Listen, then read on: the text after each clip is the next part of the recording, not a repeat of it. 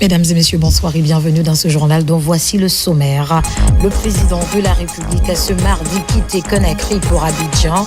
Le général Mamadi Doumbouya rend visite à son homologue, son excellence Alassane Ouattara, un moyen de raffermir davantage les liens d'amitié et de coopération entre nos deux pays. Le développement, c'est tout de suite dans ce journal.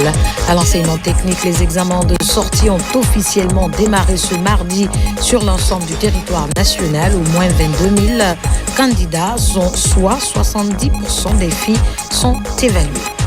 Bientôt, le stade du 28 septembre et celui de Nongo seront livrés. L'annonce a été faite par le ministre de la Jeunesse et des Sports après avoir effectué une visite de terrain à suivre dans ce journal. C'est tout pour le sommaire.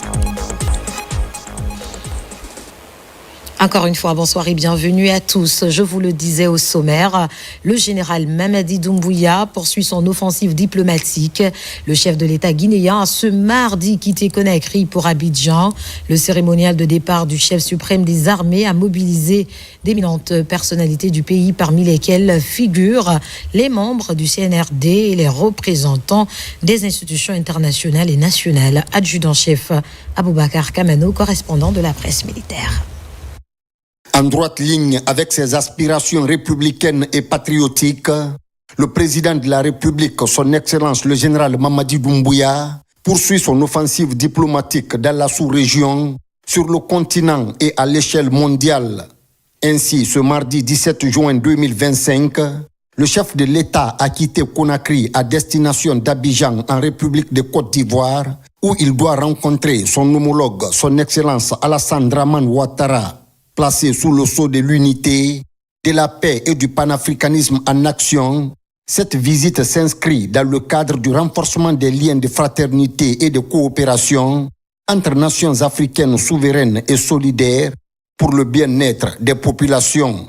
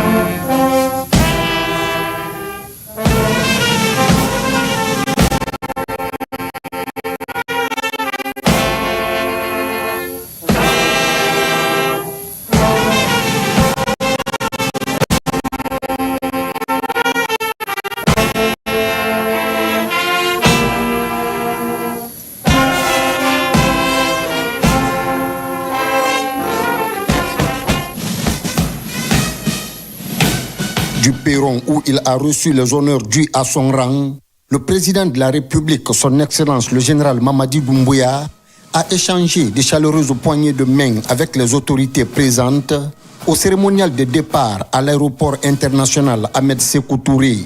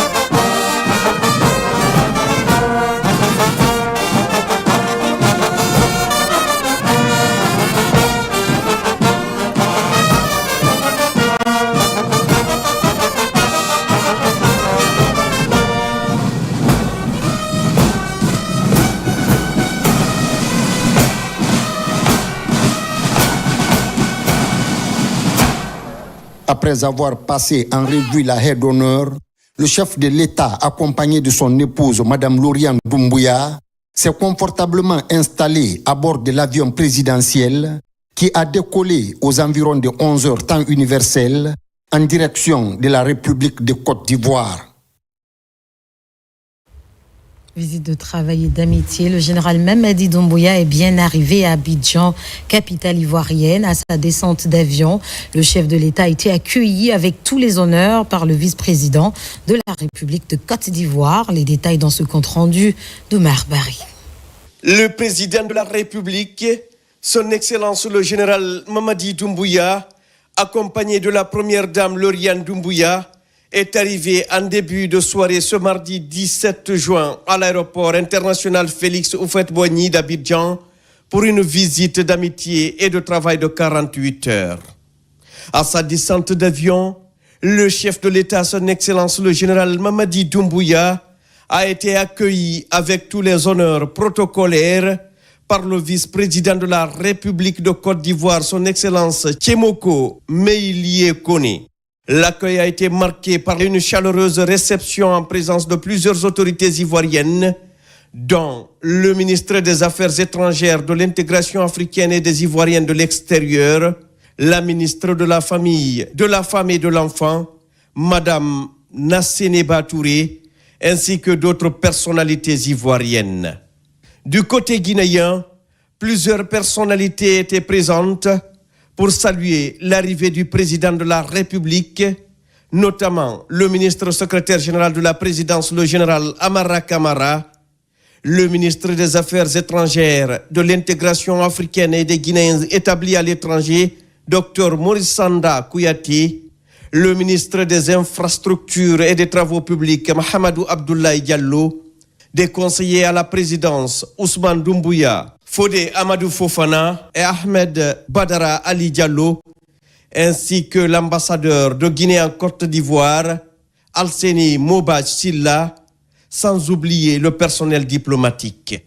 Peu après son arrivée, le chef de l'État, son Excellence le général Mamadi Doumbouya, a eu un bref mais fructueux échange avec le vice-président ivoirien dans le salon présidentiel de l'aéroport. À cette occasion, M. Tchémoko Meïlie Koné, au nom du président Alassane Ouattara, a salué la visite du chef de l'État guinéen, qu'il a qualifié d'expression de l'excellence des relations historiques entre la Côte d'Ivoire et la République de Guinée, deux nations sœurs unies par la géographie, les liens culturels et les défis communs. Avant de quitter l'aéroport pour sa résidence, son Excellence le général Mamadi Doumbouya a été salué par une foule enthousiaste de ressortissants guinéens vivant en Côte d'Ivoire. Mobilisée en grand nombre, cette communauté est venue lui témoigner son admiration et sa reconnaissance pour les efforts engagés en faveur d'une Guinée plus digne, plus forte et plus prospère.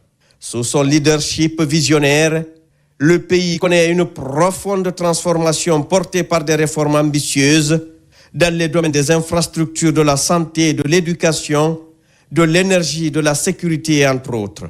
Des avancées concrètes qui redonnent espoir et fierté au peuple souverain de Guinée.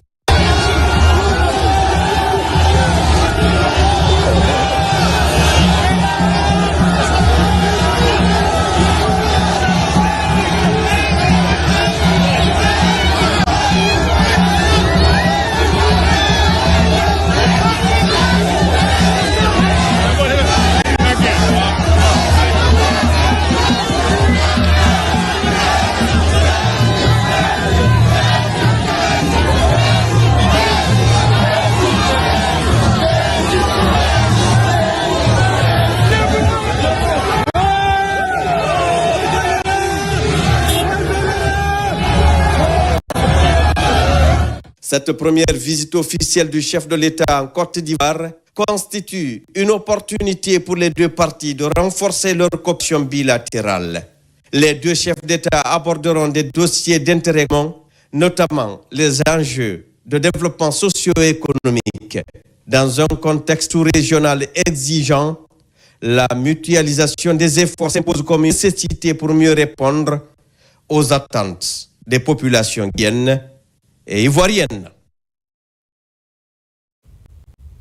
Ce communiqué de la présidence de la République à l'issue d'une visite officielle en République de Côte d'Ivoire, inscrite dans une dynamique de renforcement des liens de coopération entre nations souveraines et placée sous le signe de l'unité, de la paix et du panafricanisme.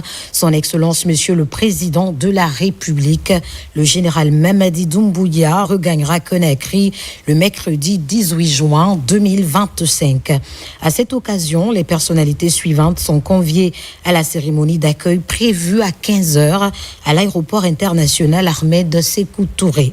Monsieur le Président du Conseil national de la transition, Monsieur le Premier ministre, chef du gouvernement, Messieurs les présidents des institutions républicaines, Monsieur le ministre secrétaire général de la présidence, Monsieur le ministre directeur de cabinet de la présidence, Mesdames et Messieurs les membres du gouvernement, Monsieur le chef d'état-major général des armées, Monsieur le haut commandant de la gendarmerie nationale, Messieurs les chefs des états-majors des armées de terre, de l'air et de mer, Mesdames et Messieurs les chefs des missions diplomatiques et consulaires, ainsi que les représentants des organisations internationales, Messieurs les directeurs généraux de la police et de la douane, ainsi que les conservateurs de la nature, Madame la gouverneure de la ville de Conakry. Conakry, le 17 juin 2025, le cabinet de la présidence de la République.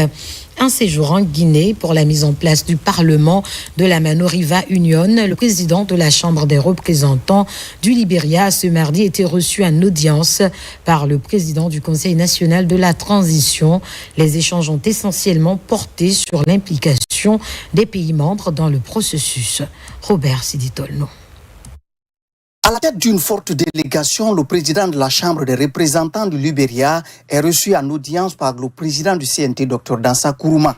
Une visite de courtoisie mise à profit par l'honorable Richard Ngon et sa suite pour débattre de la nécessité de mise en place du Parlement de la Mano Riva Union. Bien que le pays soit en transition, mais nous savons que le pays joue un rôle essentiel dans l'union du fleuve Mano. C'est à cet effet que nous avons décidé de venir lui rendre visite et faire de sorte que nous puissions travailler main dans la main avec les trois autres pays qui sont le Libéria, la Sierra Leone et la Côte d'Ivoire pour mettre en place un organe législatif de la Mano Riva Union pour que nous puissions parler d'une même voix et défendre les mêmes aspirations.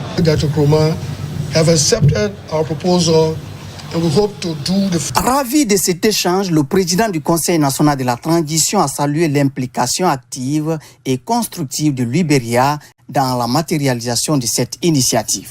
Nous allons très prochainement organiser une réunion à l'initiative du Libéria qui va se tenir sûrement à Monrovia, où les 4 présidents des parlements des pays concernés vont se réunir pour essayer de poser les bases, les conditions et les modalités de mise en place de ce Parlement sous-régional pour parachever le processus d'intégration réelle de la Mano. La rencontre de Conakry pourrait déboucher sur d'autres initiatives dans le but de consolider les points de vue relatifs à la mise en place de ce Parlement de la Mano Riva Union. À Monrovia, toujours la délégation guinéenne marque sa présence aux travaux techniques sur la réaffirmation et la délimitation des frontières terrestres et maritimes entre les pays de l'Union du fleuve Mano. Présents à la rencontre, ces échanges devraient aboutir à la mise en place du plan stratégique qui pourrait amener les acteurs des différentes commissions techniques mixtes à agir en faveur des populations. Mohamed Lamine Camara est notre envoyé spécial. Ici, à la cité ministérielle de Monrovia, les travaux techniques sur la réaffirmation et la délimitation entre le Libéria et les 3 autres pays de l'Union du fleuve Mano sont organisés au compte de cette deuxième journée. Des groupes thématiques mixtes sont constitués pour se pencher sur des questions liées à la démarcation des frontières terrestres et à la délimitation des frontières maritimes. Ces experts partagent également des expériences sur la recherche des solutions idoines et durables pour promouvoir l'intégration et la sécurité des populations voisines le long des frontières communes. La participation de la Guinée est très salutaire et surtout que la Guinée est un pays qu'on peut même qualifier initiateur de ces différentes rencontres. Parce que nous sommes en avance par rapport à ces 3 autres pays qui sont nouveaux dans l'organisation. L'ambition de la Côte d'Ivoire étant d'entretenir les meilleurs rapports possibles avec ses voisins. Cela passe par une délimitation, une démarcation claire des frontières et pour que chacun puisse exercer pleinement sa souveraineté à l'intérieur de ses frontières et entretenir les meilleures relations possibles avec son voisin. Ces représentants de ces 4 nations sœurs membres du bassin, les spécialistes des organismes, les consultants ont présenté chacun des projets stratégiques qui prennent en compte la réaffirmation des lignes frontières terrestres et des dispositions vont être envisagées pour la délimitation maritime entre les 4 pays avec à la clé des pistes de solutions visant à atténuer des conflits et d'insécurité transfrontalière. On veut les amener à réaffirmer leurs frontières. Et cette réaffirmation, cette délimitation des frontières ne veut pas dire qu'on va les amener à construire des murs entre des peuples frères. Il s'agit plutôt d'amener chaque pays à connaître son ressort territorial pour mieux engager des actions de coopération transfrontalière. Au terme de ces travaux, un plan stratégique contenu dans un document de base sera mise en place des initiatives locales qui permettront à ces acteurs de mener à bien leur mission au bénéfice des populations frontalières. L'actualité, c'est aussi le début des examens ce mardi à l'enseignement technique. Au moins 22 000 candidats, soit 70% des filles sont évaluées. Plusieurs surveillants sont mobilisés autour de cet examen qui suscite de nombreux espoirs. Kernos Mandialo nous fait le point. C'est le grand jour pour plus de 22 500 candidats qui affrontent l'examen de sortie à l'enseignement technique dans 81 centres à travers toute la Guinée. Dès 7 heures du matin, les centres accueillent les candidats, tous munis de badges numériques qui pour la première fois sont utilisés afin de renforcer le contrôle des candidats. Cette année, la rigueur est de mise. Avant le lancement des épreuves, les candidats reçoivent les dernières consignes. Moi, je dirais pour tout candidat, pour toute personne qui sait réellement qu'il doit faire un concours ou bien un examen de sortie, tu dois réellement te préparer. En ce qui me concerne, je pourrais dire que je suis prêt à 100%. Cette année, nous abordons les examens dans la sérénité avec un effectif de 22 536 environ qui vont composer au niveau du public et du privé. Et je peux vous dire que sur l'ensemble du pays, nous avons 104 filières cette année à évaluer en BTS, en CAP, en BEP, en BT et en CAPA. À l'école des postes et télécommunications de Kipé, c'est la ministre de l'enseignement technique, de la formation professionnelle et de l'emploi qui a lancé les épreuves théoriques. Ce que je pourrais dire aux apprenants, c'est déjà d'aborder les examens en toute sérénité. Les examens ne sont qu'une évaluation des années d'études que nous avons eu à faire. Donc là, pour ceux qui sont en BTS 3 ans, ceux qui sont en BEP 2 ans. Donc c'est une première étape, les examens de sortie, mais il faudrait aussi comprendre qu'après aussi, c'est une autre étape qui sera franchie, qui est le fait d'aborder la vie professionnelle. Aujourd'hui, le président de la République est vraiment dans l'excellence au niveau du système d'enseignement technique. Donc nous nous efforçons aujourd'hui de qualifier davantage notre système d'enseignement technique et d'améliorer en fait le système d'enseignement technique de façon générale, que ce soit à Conakry, mais également à l'intérieur du pays. Les épreuves théoriques prendront fin samedi prochain avant de laisser place aux épreuves pratiques. À travers le pays, près de 2500 surveillants ont été mobilisés pour garantir la crédibilité et le bon déroulement de cet examen. Je vous l'annonçais précédemment, plus de 20 000 candidats affrontent les épreuves cette année dans la commune de Matam, précisément à l'ENAM. C'est le secrétaire général du département de tutelle qui a lancé le premier sujet. Plus de détails avec Sona Sagno. Les examens de sortie des écoles de formation professionnelle en Guinée ont débuté ce 17 juin. Plus de 20 000 candidats affrontent les épreuves sur toute l'étendue du territoire national. Dans la commune de Matam, à l'École nationale des arts et métiers, c'est le secrétaire général du ministère de l'enseignement technique et de la formation professionnelle, accompagné de son homologue des mines et des autorités locales, qui a procédé au lancement des épreuves. Donc, au nom de Madame la ministre de l'enseignement technique, de la formation professionnelle et de l'emploi, nous avons procédé donc ce matin au lancement des épreuves, des examens de sortie de la session 2025, où plus de 20 000 techniciens qualifiés vont sortir et être déversés sur le marché du travail. Notre pays a besoin effectivement de main-d'œuvre qualifiée, de ressources humaines qualifiées, et nous, notre mission, c'est de fournir cette main-d'œuvre-là. Aujourd'hui, tout le monde sait que la Guinée se lance dans un programme de développement qu'on appelle Simandou 2040. Ce que j'ai dit aux étudiants, aux futurs spécialistes, c'est vraiment de tout faire avoir ces concours-là. Ils vont avoir des prérequis pour être peut-être les premiers à bénéficier de ces projets-là dans le cadre de l'employabilité. Cette année, à l'ENAM, ils sont 554 candidats au total, dont 153 filles, à affronter les examens. Candidats, je leur ai dit qu'ils ont leur rôle aussi à jouer. Ils sont appelés à construire ce pays au même titre que nous. Je leur ai surtout fait savoir que leurs mains habiles, leur esprit appliqué seront aussi, on fera appel à ceci pour réussir à la construction de notre public. À Conakry, les examens de sortie des écoles de formation professionnelle se déroulent dans 19 centres. Le ministère de l'enseignement technique et de la formation professionnelle réaffirme son engagement à promouvoir les métiers techniques et professionnels pour former en Guinée une main-d'œuvre qualifiée. Dans le Sankara, l'inspection régionale de l'enseignement technique, de la formation professionnelle et de l'emploi ce 17 juin procédé au lancement officiel des examens de sortie session 2025. C'est l'école normale d'instituteurs de Farana qui a abrité cette cérémonie, présidée par le gouverneur de région. Les Échos avec Ibrahima Oulé Fofana et Silati Koroma. À l'école normale des instituteurs de Farana, autorités préfectorales et régionales sont mobilisées ce matin autour de l'examen de sortie session 2025. Le bal est ouvert par l'épreuve de français. Un examen qui compte 11 filières et la région de Farana présente cette année un effectif de 1247 candidats. Répartis entre 5 centres pour toute la région administrative de Farana. Il y a 672 femmes, près de 85 surveillants qui sont répartis entre ces différents centres-là. Il y a aussi le dispositif sécuritaire qui est mis en place grâce à l'accompagnement des autorités de la défense et de la sécurité.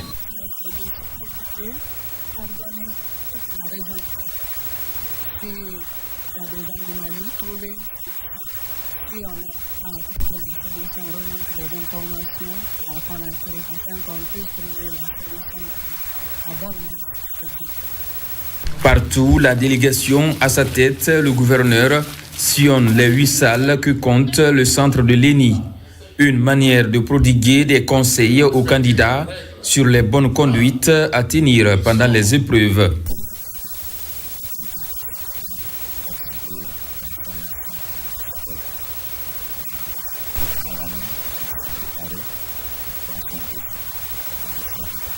Au cours des échanges, les efforts du chef de l'État au niveau de l'enseignement technique et professionnel sont salués à travers le ministère de tutelle. Vous l'avez compris, l'enseignement technique et professionnel est désormais un passage obligé pour des jeunes ayant opté pour les métiers. Les échos du lancement officiel dans les différentes régions du pays avec Lancé Kamisoko, Mohamed Salioupaï et Mohamed Lamine Diallo. Suivez. Ce mardi 17 juin 2025 est un jour crucial pour des milliers de jeunes Guinéens. À l'école normale d'instituteurs de Zérekori, le coup d'envoi officiel des examens de sortie des écoles techniques et professionnelles est donné ce matin, ouvrant ainsi la voie à l'insertion professionnelle pour cette nouvelle cohorte de diplômés potentiels. Les attentes sont grandes au niveau décisionnel et les engagements des acteurs le sont aussi. L'examen, on doit le moraliser.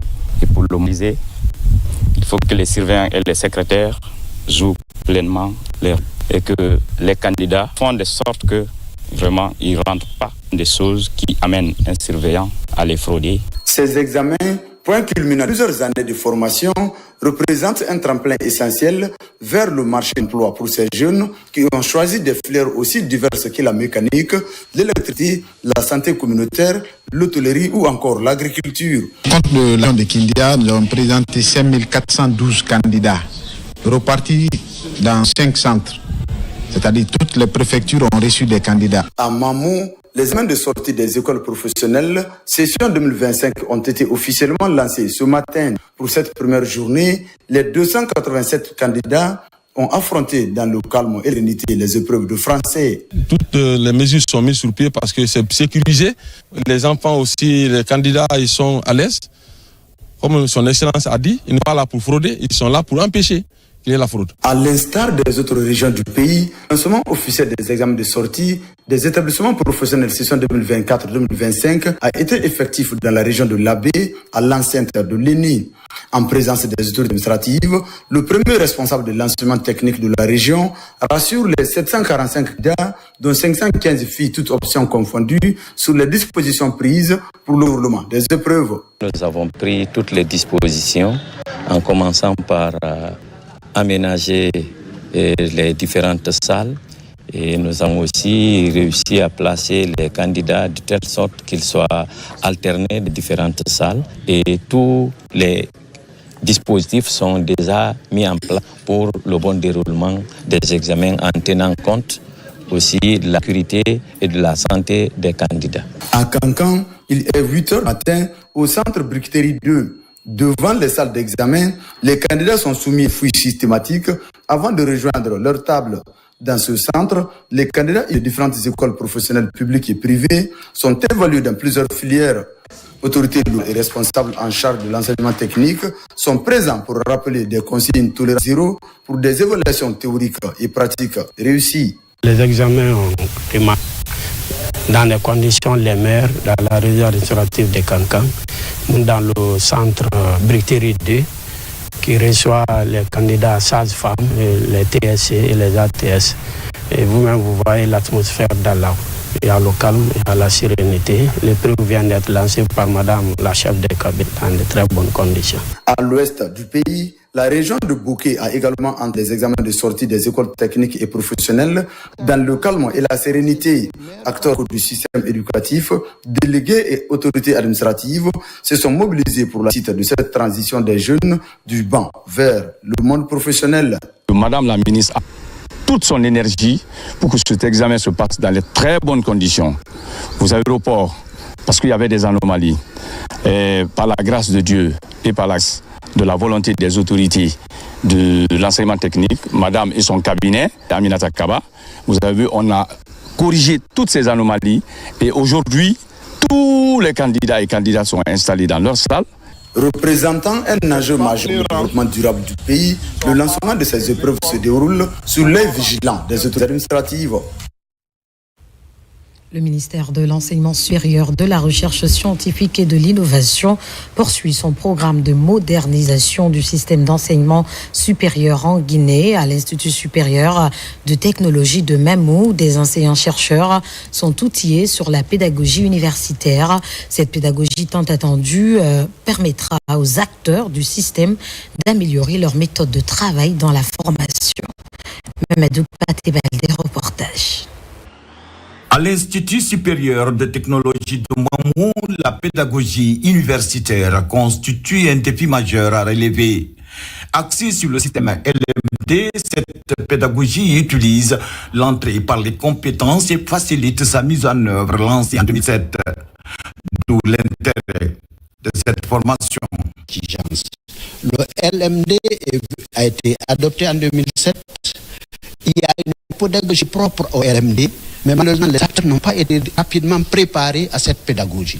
Il a fallu l'avènement du CNRD, avec les deux ministres qui sont succédés à l'enseignement supérieur, pour dire attention, nous sommes dans le LMD, nous mettons en œuvre le LMD avec des acteurs qui ne sont pas spécifiquement préparés. Ça nous a permis de comprendre ce que dit la réglementation du LMD en sa partie licence, pour ce qui est du système d'enseignement, de tout ce qui est réglementation qui gère le processus. Au cours de cette rencontre d'échange de 3 jours, l'expertise l'ISEG de Lambangui a donné l'essentiel des notions aux enseignants-chercheurs, notamment les paradigmes de l'apprentissage, le cadre réglementaire du LMT et application dans les institutions d'enseignement supérieur, les théories de l'apprentissage et méthodes d'enseignement. On s'attend à ce que ce qu'ils ont appris ici puisse impacter de manière positive sur leur enseignement au quotidien et que cela c'est récent quant à la qualification et aux performances de nos étudiants. Avec ces connaissances, ces enseignants-chercheurs de l'IST Téléco pourront désormais intégrer ces notions dans leur pratique pédagogique afin de renforcer la formation apprentissage. Nous poursuivons cette édition dans le cadre de la mise en œuvre de son plan stratégique 2023-2025. La RPT inscrit parmi ses priorités la promotion de la formation et de la recherche en renforçant la synergie avec les établissements d'enseignement supérieur. C'est dans cette optique que les étudiants de l'école supérieure multinationale des télécommunications et ceux de l'université Mercure ont été accueillis dans les locaux de l'entité pour échanger sur les difficultés majeures afin de les outiller convenablement. Eugène Dounemou, Kerno Maroufba. À l'autorité de régulation des postes et télécommunications, une journée découverte des métiers se tient pour les étudiants. Cette initiative vise à permettre aux apprenants, aux jeunes diplômés, aux stagiaires et aux partenaires de mieux comprendre les missions, les métiers ainsi que les compétences mobilisées au sein de la RPT. Dans le programme Simandou 2040, nous avons une sous-composante qui est Simandou Academy. Et cette journée permettra aux étudiants des 2 universités présentes ici aujourd'hui d'apprendre quels sont les métiers exercés au sein de la RPT, quelles sont les directions que nous avons et tout ce que nous faisons du matin au soir. Les procédures de recrutement, les droits et devoirs du consommateur, la qualité du service et la gestion du spectre ont été expliqués au cours de cette journée. Une journée de découverte des métiers dont l'objectif est de créer un pont entre le monde professionnel et les jeunes étudiants. Déjà, je connaissais un peu sur la RPT vu que c'est l'école qui nous gouverne à l'ESMT là-bas. Mais ça m'a aussi permis d'en apprendre aussi beaucoup plus sur leur rôle, à savoir sur le côté client, comment la confidentialité et autres. J'ai aussi appris sur les valeurs de la RPT, leur vision et tout. Cette journée à la RPT m'a beaucoup aidé parce que de base, vu les études en Guinée, je me décourageais un peu. Mais aujourd'hui, j'ai eu de l'espoir, du courage de continuer. Ces journées des métiers de la RPT, prévues en 3 éditions tout au long de l'année, ont permis aux étudiants de découvrir quelques installations du régulateur. Une visite guidée pleine d'enseignements pour les apprenants. Avançons ensemble vers un avenir vert, électrifions chaque foyer. C'est le thème d'une journée porte ouverte sur le couple Kaleta-Swapiti. Cette journée a mobilisé plusieurs étudiants de l'Institut Polytechnique de l'Université. Kofi Annan, Nabi Kamara, reportage. Des simples centrales hydroélectriques, Kaleta et Swapiti sont en passe de devenir de véritables lieux touristiques et de découvertes scientifiques et techniques.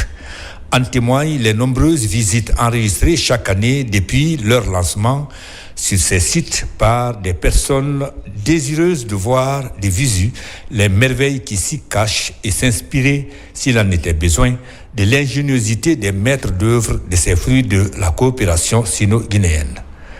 D'ailleurs, 77 étudiants et enseignants de l'Institut Polytechnique de l'Université Kofi Annan étaient sur les lieux à l'occasion de la journée porte ouverte sur Kaleta et Swapiti. Autour du thème « Avançons ensemble vers un avenir vert, électrifions chaque foyer », les hôtes de ces 2 centrales hydroélectriques ont été émerveillés par la beauté des sites, la qualité des ouvrages et leur technique d'exploitation dans le processus d'amélioration des conditions de vie des Guinéens. L'école était ébahie de voir à la télé ce complexe qui est vraiment incroyablement construit. Bien sûr, nous l'avons vu tout à l'heure, c'est au-delà de nos attentes.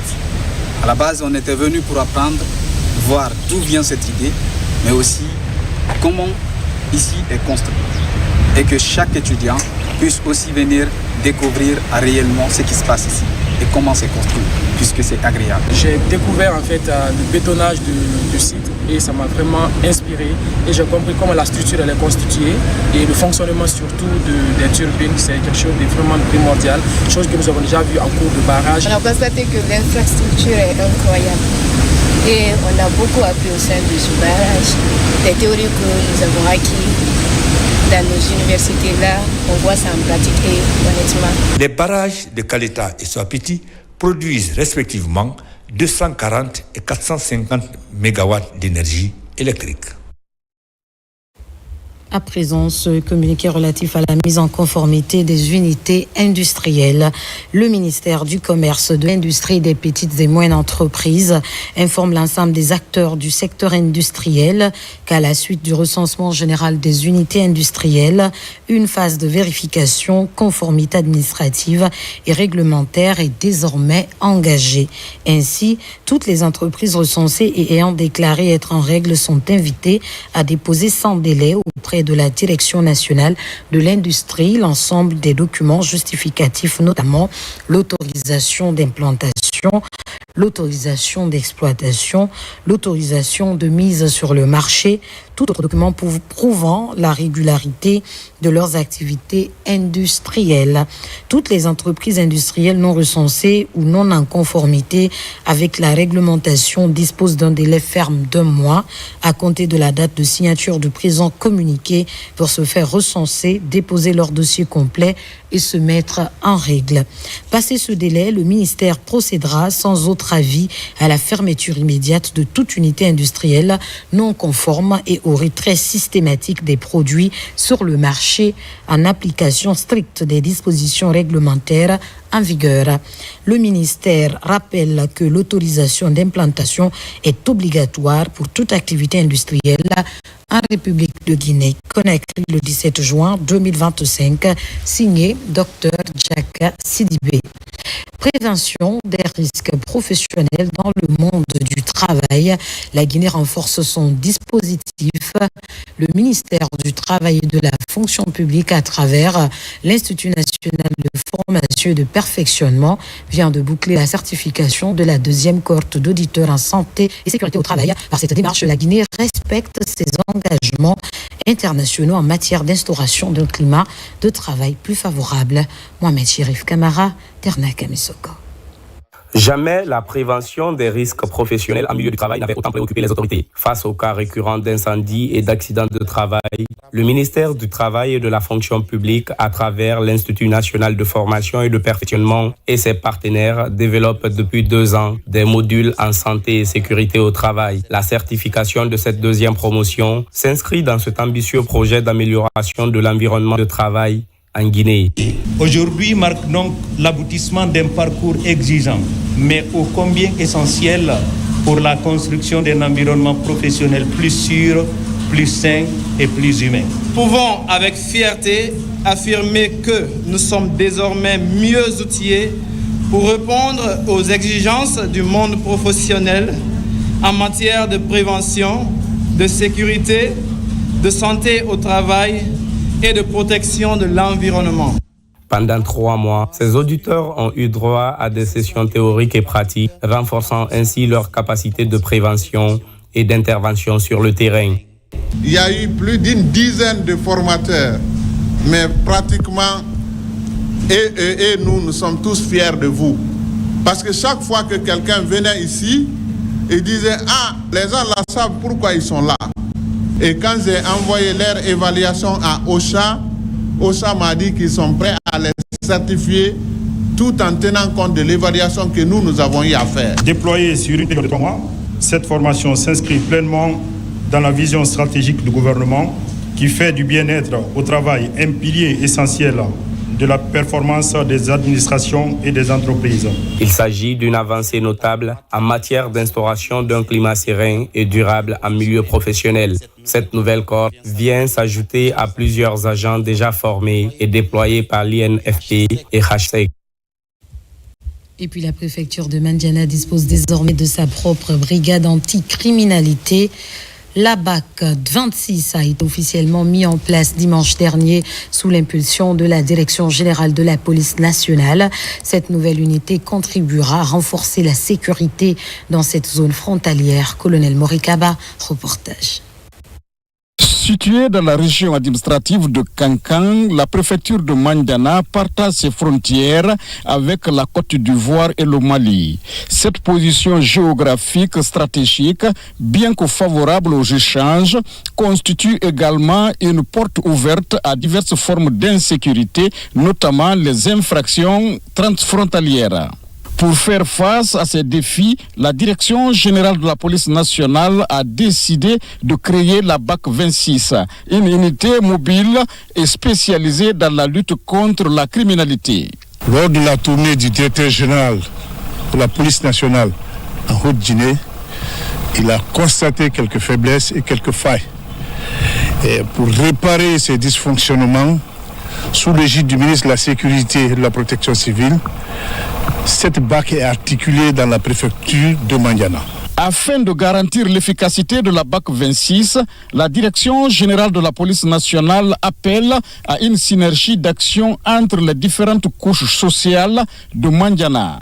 J'invite l'autorité préfectorale, la notabilité, tous les citoyens de la préfecture de Mandiana à coopérer avec cette unité qui est là pour l'ensemble des citoyens de la préfecture de Mandiana. S'il y a vol, c'est un citoyen qui est victime de vol par un bandit. Si un citoyen est tué, c'est par un bandit.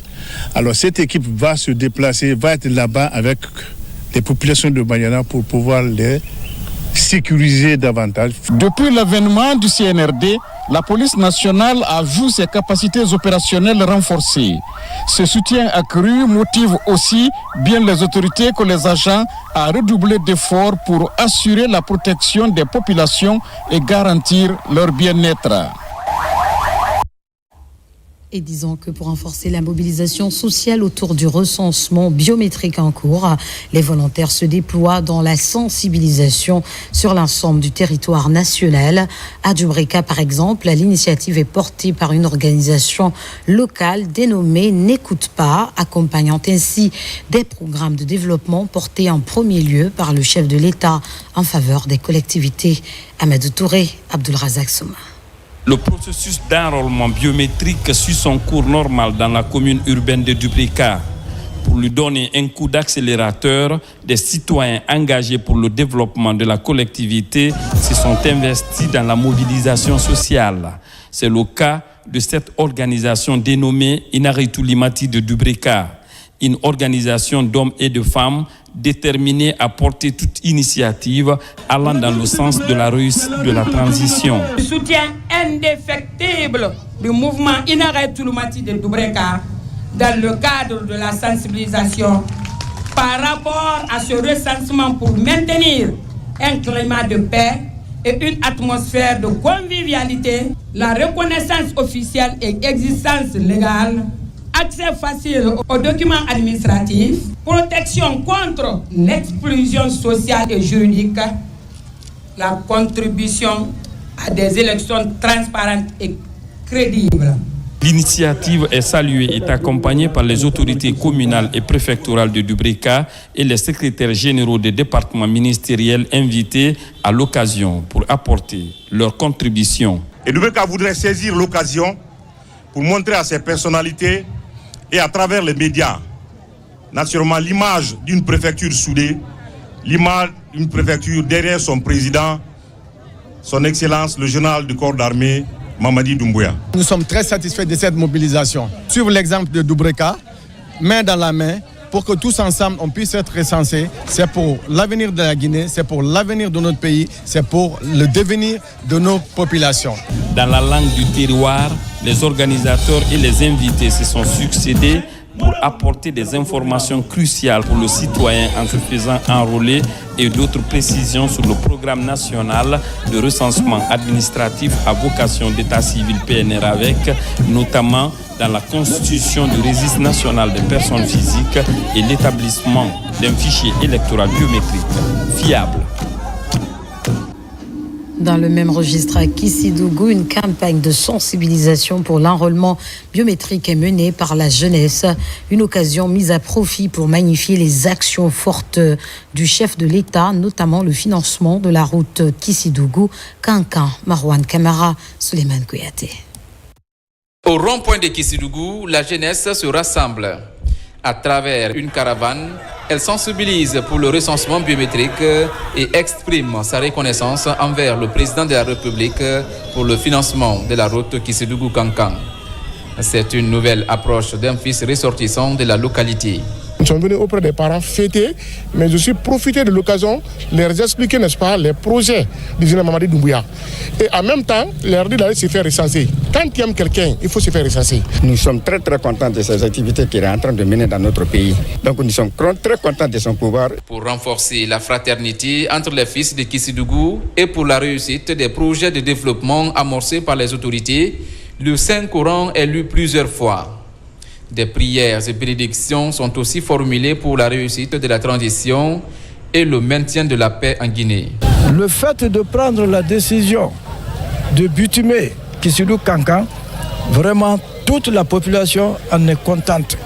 Nous prions Dieu que Dieu lui facilite la tâche. Il a pris beaucoup d'engagement.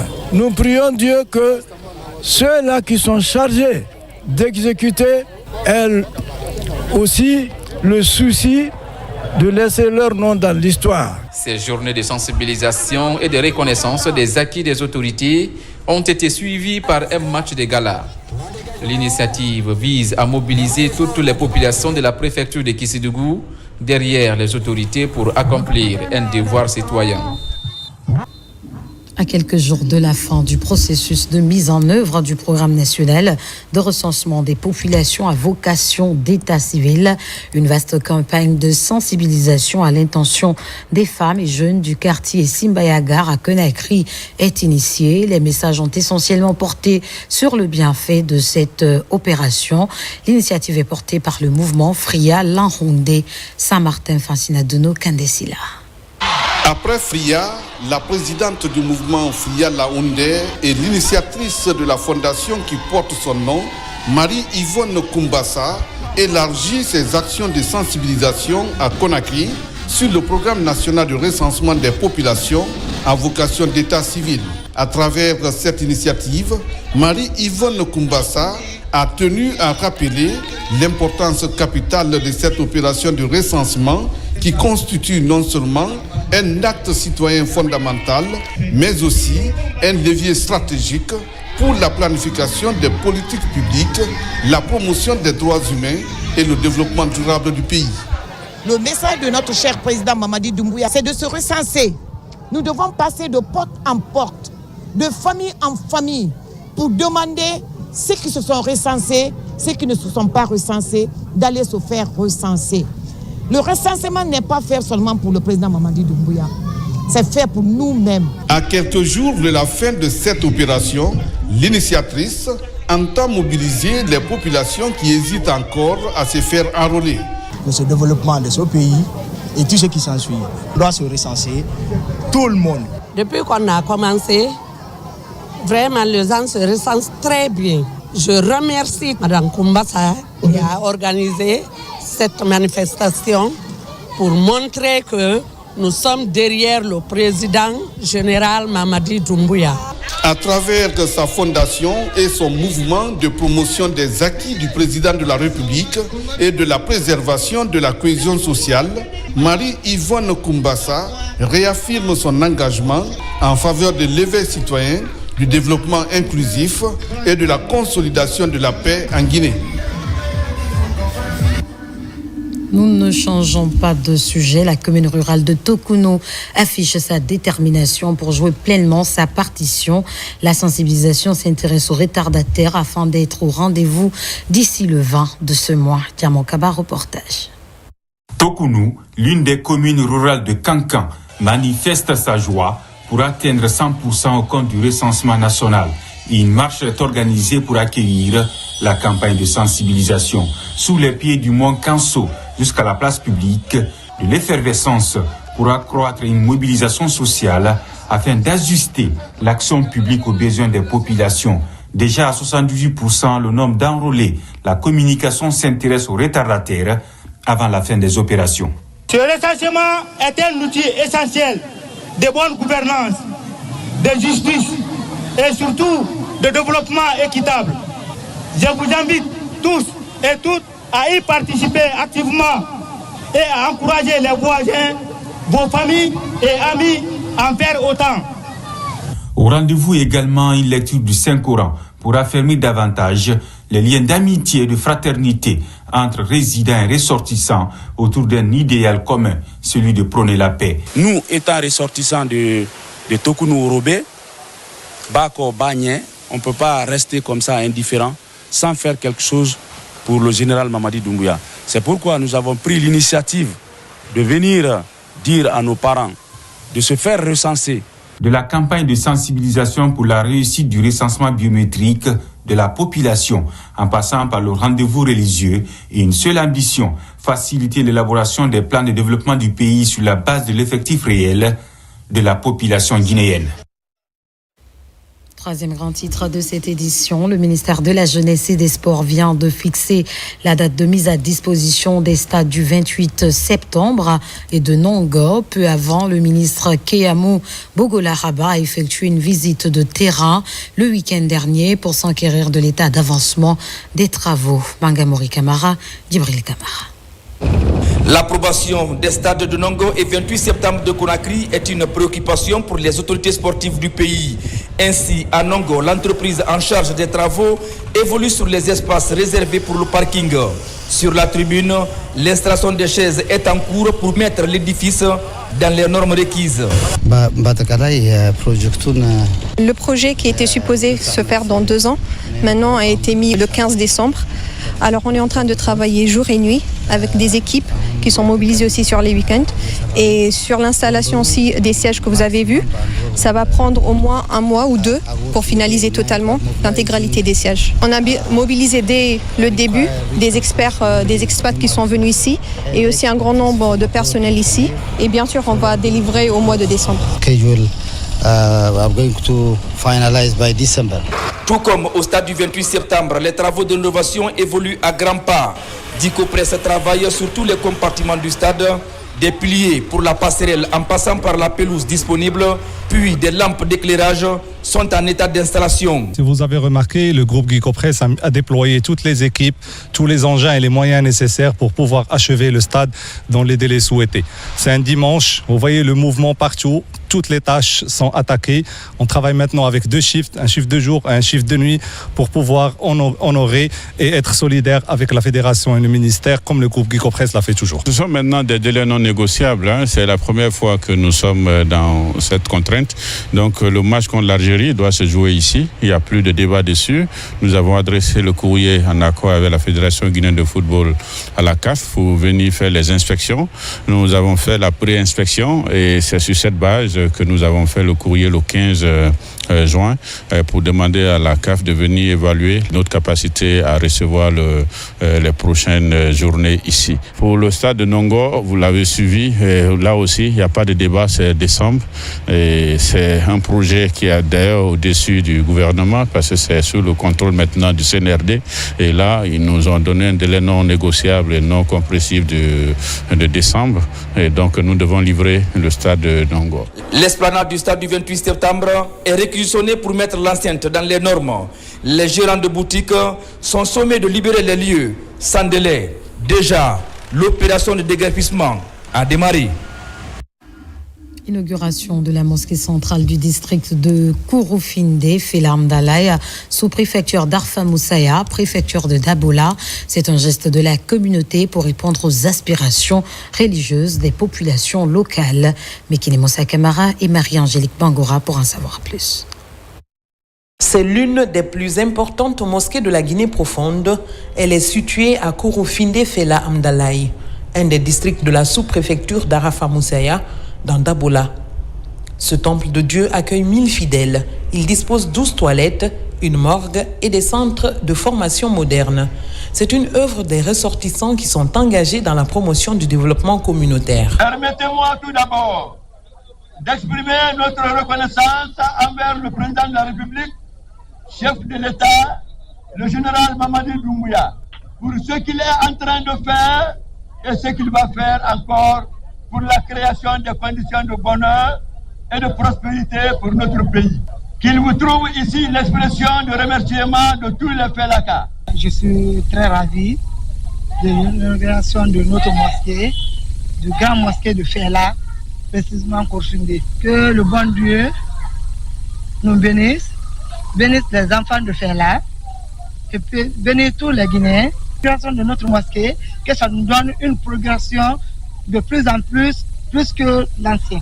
Le ministre secrétaire général des Affaires religieuses et diverses figures de la société civile sont aussi au rendez-vous.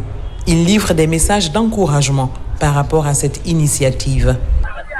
Quand je vois les ressortissants de ce village doter leur localité d'une mosquée aussi importante que celle-là, c'est vraiment une raison d'être heureux.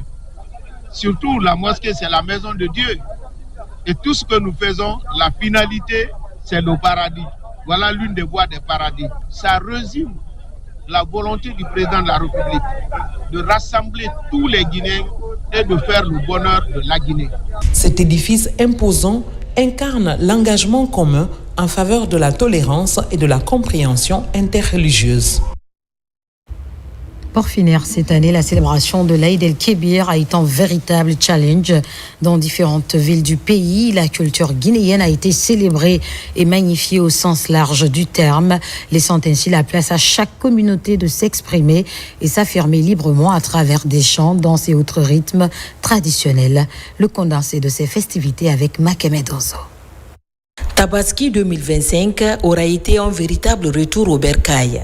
Chacun, fier de sa culture, le démontre à travers l'authenticité des pas de danse et la valorisation des textiles du pays. Presque chaque région pose sa marque pour que la fête soit plus attrayante. En Basse-Guinée, la région de Kindia, le Kania Soli était à l'honneur et le tissu imposé est le Kendili. À Boké, Kakande Namouni était le seul slogan qui a fait danser cette ville cosmopolite. Même ferveur à Koya, qui a vibré au rythme de Sumbuya Mane ou Guinée-Faré.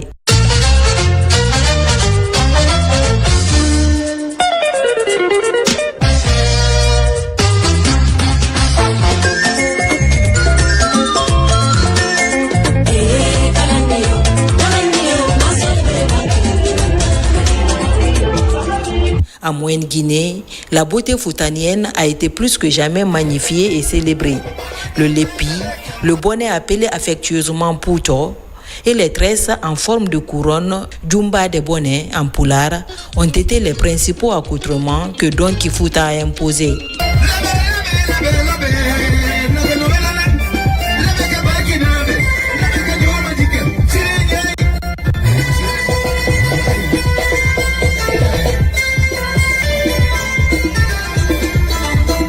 En Haute-Guinée, de Kerewani qui revient avec Koukou de Kounia, en passant par Sigiri, qui a montré les vrais pas de Djaibé, Kouroussa avec le célèbre Dundumba ou la danse des hommes forts, jusqu'à la fameuse Mamaya de Kankan.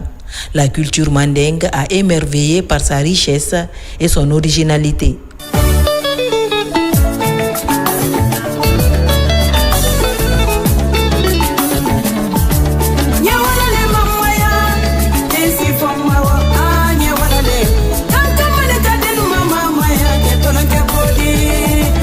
Cerise sur le gâteau, la démonstration du général Mamadi Doumbouya sur la danse traditionnelle de Kankan. Ce natif de Nabaya respecte tous les principes de la Mamaya. À cette 85e édition, le président de la République était juste un membre du CD d'Andia. Des scènes réussies de réjouissance et de célébration vécues de loin à Conakry. Accrochés à leur téléphone, les citoyens de la capitale scrutent les bons moments de cette fête populaire qui constitue désormais un moment privilégié de communion entre les ressortissants et résidents des localités de l'arrière-pays.